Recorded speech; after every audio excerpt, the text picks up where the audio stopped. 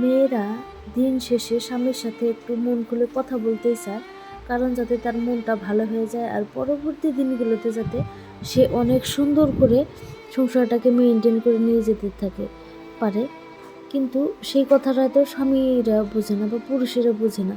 এটাই হচ্ছে সমস্যা। তাদের সব কিছু ঠিকঠাক নিজের দায়িত্ব পালন করবে ঠিকই, কিন্তু ওয়াইফের মন তারা বুঝতেই চাইবে না। এটাই হচ্ছে পুরুষদের সমস্যা।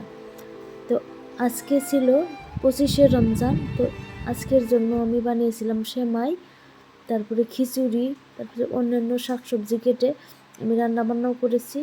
তো এরই মধ্যে সারাদিন কাজ করার পরে রান্নাবান্না করতে করতেই কিন্তু মাগরিবের সময় হয়ে গেল।